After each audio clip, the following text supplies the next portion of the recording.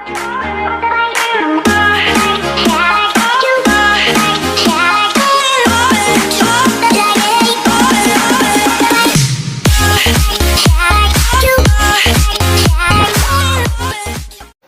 guys, welcome back to my channel. Ngayong araw naman guys ay panibagong road trip na naman tayo guys. Kaya adventure vlog na naman ito guys. Kasi puro nature vlog tayo ngayon guys. Ngayong mga vlog natin ngayong linggo guys.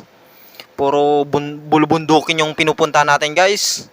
Hindi pa tayo kasi makapunta sa mga malalayo na destination guys. Kasi one day lang yung natin yung day off natin, so wala tayong time sa mga malalayong mga destination guys, kaya hindi tayo makapunta doon. So ngayon nga pala guys ay dito muna tayo sa Parula Tanay Rizal Lighthouse. So yun ang destination nga natin ngayong araw guys, kaya tara samahan nyo ako. So dito na ulit ako nag-video, pero medyo malayo-layo pa ito. Dito sa Marcos Highway na ulit ako nagsimula. So samahan nyo ako guys na takbuhin itong kahabaan ng Marcos Highway. So ayan guys, grabe, ganda talaga ng daan dito. Kaya ang dami-daming bumabalik-balik dito. Grabe, ang dami kasing pasyalan na maganda dito sa guys, sa Rizal. Akalain mo bawat bayan dito sa Rizal mayroon talagang pinagmamalaking bang tourist spot o spot na magandang puntahan. So ayan guys, papunta tayo ng punta tayo ng Tanay Rizal na sa Parula Lighthouse. Iwan ko ba kung yun guys, kung yung lake na nakikita doon ay yun na yung Laguna Lake sa Parula na yun. Kasi maluwang din yung lake na nakikita doon guys yung isang buong lake. Baka yun na siguro yung Laguna Lake. Hindi lang ako sure guys, comment kayo kung talagang alam nyo. Lalo na yung mga matatagal nang nakakapunta na dito, mga nakakapanood na pumupunta dito sa lagi sa Rizal. Sigurado alam na alam nila yan. Kasi ako bihira ako mag-research guys Nagre-research lang ako guys kapag yung destination na pupunta natin. Yun lang. Natural lang guys. Wala na gaanang edit ang video ko, basta maganda yung natural.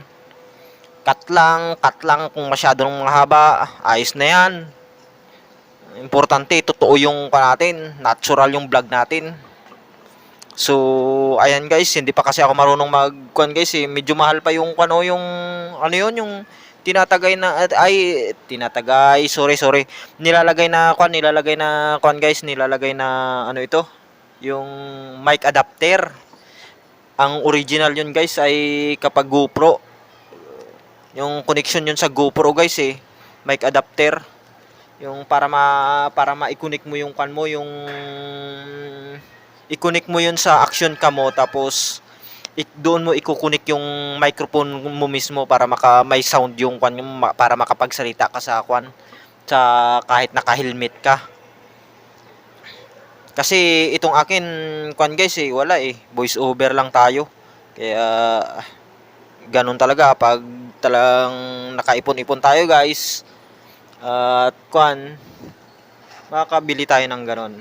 Ngayong nagsisimula pa lang tayo, muna tayo, tiyaga muna sa ganitong camera guys. So ayan guys, hindi ko nagaanong matandaan kung asang lugar na tayo, kung Tanay na ba tayo o ano. Hindi rin ako guys hindi rin ako tumitingin sa mapa, tumitigil na yung titignan ko kung saan na tayo. Hindi ko na guys, basta yung destination natin doon, diretso tayo doon, punta natin, yun ang importante. Ayan guys grabing unla din talaga ng Rizal guys. Alam ko ito guys parang province na ba? Province ng Rizal eh. Pero ano, parang syudad pa rin talaga. Dami ding sasakyan. Dami. Ito yung mga province na mauunlad guys na around Manila. May biyahe Manila to dito sa Rizal. May biyaheng jeep, bus, yan. Batangas, Bulacan, yan. Yan yung mga lugar na kuan na may mga biyahe na jeep papuntang Manila na malalapit lang. So magandang puntahan din yan. Diyan sa Norsagaray guys. Norsagaray, Bulacan. Maganda ring pumasyal dyan kasi maganda mag-rides dyan guys kasi may mga kwan dyan. May mga ilog din na kwan na pinupunta ng mga riders o mga kahit hindi riders, yung mga nagkakamping na gustong ma-relax, yung bored na sa trabaho. Yan. Yan yung mga nag-out of town guys. So, pupunta sa mga lugar na makakapag-isip-isip ka, amoy ka ng hangin na sariwang hangin. Yan. Yung mga kuliglig, marinig mo mga kuliglig. Yan, yung ihip ng hangin guys, yung parang may sipol pa, yung panang mga puno. Ayan.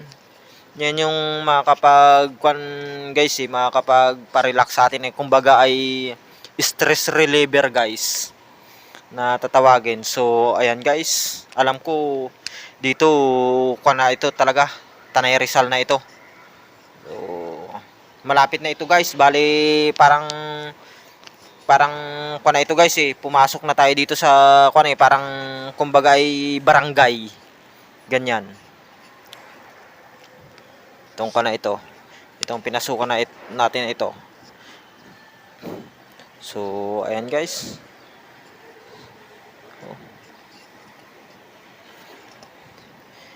Dito guys eh ng ano ito? Madaming madami ring pumupunta kasi nakikita ko sa mga vloggers guys na yung nagmumotoride, marami ring pumupunta dito. Pasyalan nila siguro yung mga lalo na yung may mga UBR, yung may mga kasama na o couple, yung mga couple dito siguro. Yan. Diyan siguro sila nagde-date. Yan. Ang nagmi-meet up, saka puntahan. Yan. Pero ako guys, wala tayong OBR. So sariling sikap tayo kahit video, sarili. Wala tayong kumakapit ng kaya medyo wala akong guys. Kapag pumunta ako dito sa lugar na ganito o lugar na maganda, bihira ako makapag-picture. Kasi walang kumakapit ng camera ko guys eh. Wala din akong stand ng cellphone, masyadong matrabaho guys. Tapos makamera ka naman, pagod, nakakapagod din guys kung ma-experience niyo, nakakapagod mag-drive.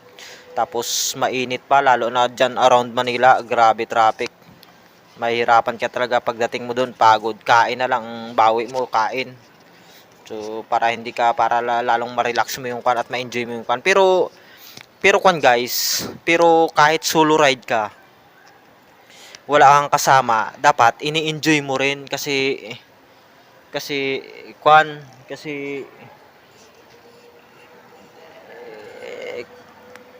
dapat nating yung guys, yung lugar dapat i-enjoy natin yung sarili natin. Wag nating wag nating hayaang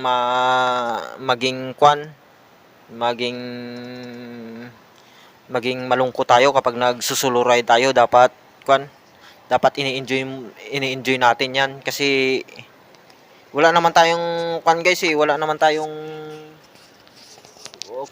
kumbaga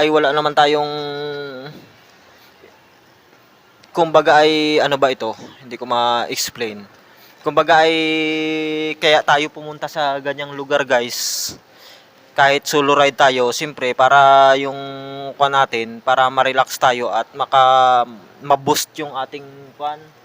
Kumbaga para lalo tayong ganahan, stress reliever, kumbaga lalo tayong yung ma-refresh tayo guys, yung sarili natin para pag balik sa trabaho, parang ganado ka ulit.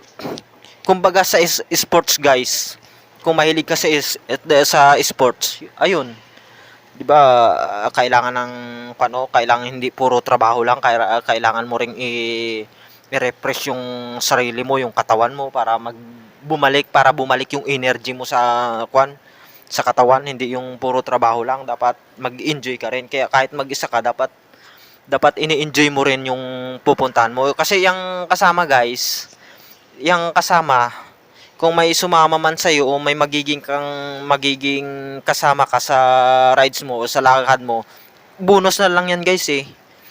Bonus na lang sa atin yan. Kaya dapat, kahit wala tayong kasama, may kasama man tayo o wala, dapat i-enjoy pa rin natin para hindi tayo para hindi tayo ma-bored lalo.